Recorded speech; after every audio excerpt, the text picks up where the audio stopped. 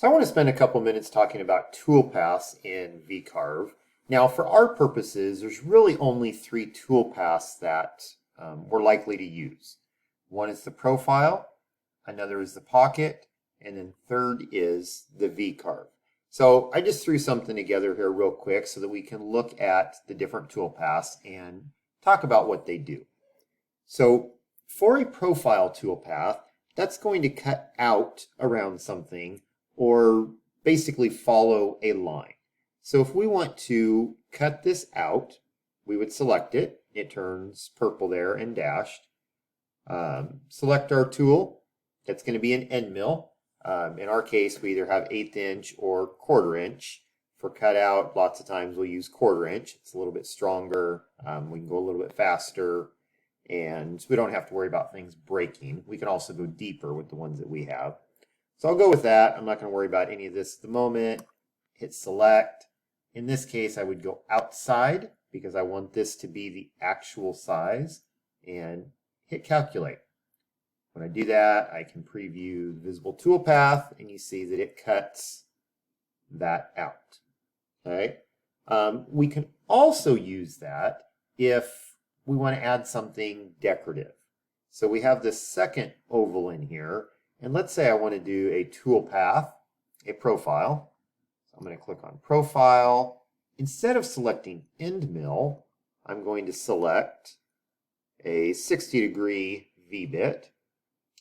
Select that. In this case, I want to go right on the line. So the tip of the V would be right on the line. And hit calculate. And we're going to reset this. We're going to preview visible toolpath again. Oh, I had my depth set too far. Let's edit that. Let's go a depth of 0.125. We'll go 1/8 of an inch deep. And get down here to calculate, reset preview.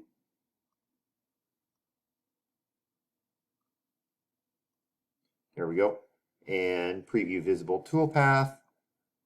And if we zoom in a little bit, you can see what it did is it added kind of a decorative circle around there. And we can go ahead and do this one.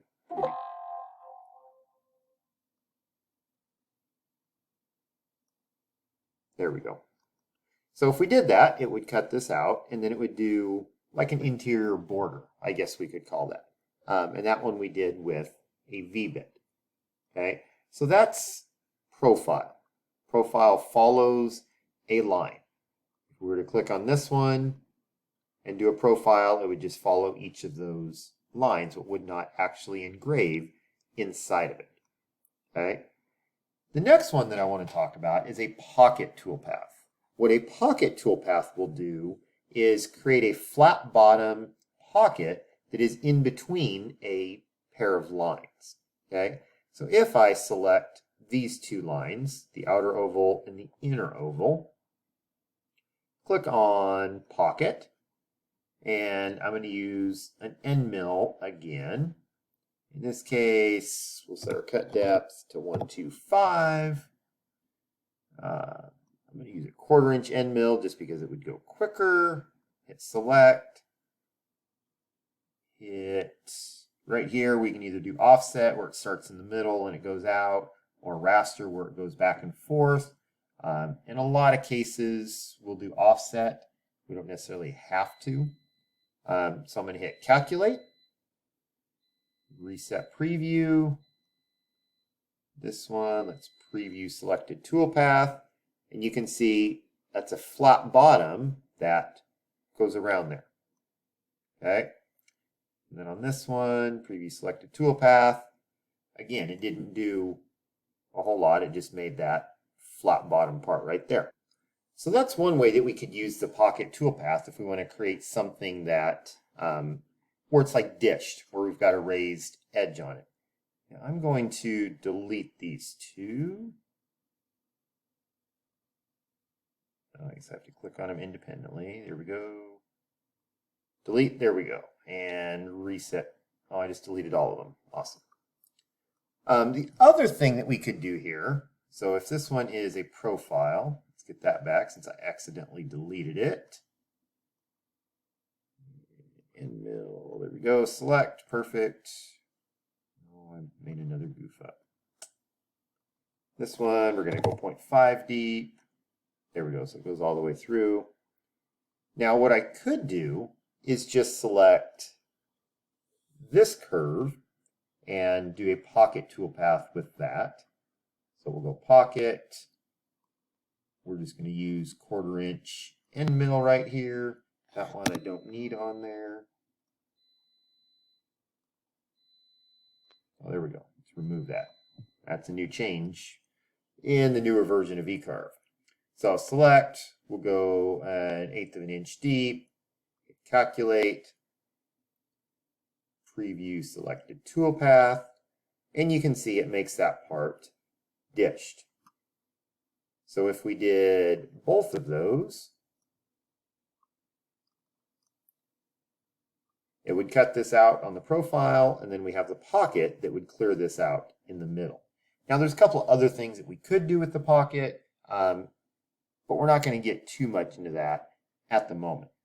Now another way we could use the pocket is if we highlight these two, hit close, I'm going to do a pocket toolpath. In this case, I'm going to use a 1/4 inch end mill and let's do a 60-degree V-bit. So we'll select both of those. We'll go with that same 1/8 inch deep, hit calculate. I'm going to reset preview, and then I'm going to preview visible toolpaths. Those are the two that are checked. So in this case, what it did is it created the pocket in between this curve and our text, so that basically the text ends up being raised. Now you do notice there's some places where we have some little lines in there. That's somewhere where it was difficult for it to get it fully cleaned up because the V-bit that we used. Sometimes that's really noticeable, sometimes it's not. But that would be another way that we could use the pocket toolpath. You also notice that it put a bevel on the edge of this right here. So if we did the profile one as well, that's what our sign would look like. Okay. One thing to note about doing pockets this way is it does take a little bit longer to carve. So in this case, this one it says would take 8 minutes and 39 seconds. This one would take 31 minutes. So that's going to be a long carving. So it's not something that we often do, but occasionally we do decide to do that. Now, if we change our feed rates on there, that will change that time quite a bit. So we're going to reset preview, go back to 2D. Now the other toolpath that we commonly use is the VCarve Toolpath. And in the VCarve, what it will do is take a bit and it will figure out how deep it needs to go to use that V-shaped bit to get between a set of curves. So to go between these lines, however deep it needs to go to get all the way down there, that's what it would do. So I'm going to click on these. We're going to stick with the 60-degree 1/4 inch bit, and we're going to hit calculate, preview visible toolpath, and you can see what it does. It goes down in between there. Now if we edit that, we typically use either a 60-degree or a 90-degree bit. So I'm going to pick a 90-degree, select, calculate, reset preview, and then if I preview visible toolpath, you can see it does the same thing, but it doesn't go quite as deep because the 90-degree bit is, it's not wider, but it's not as steep of an angle. So in that case, we could do that.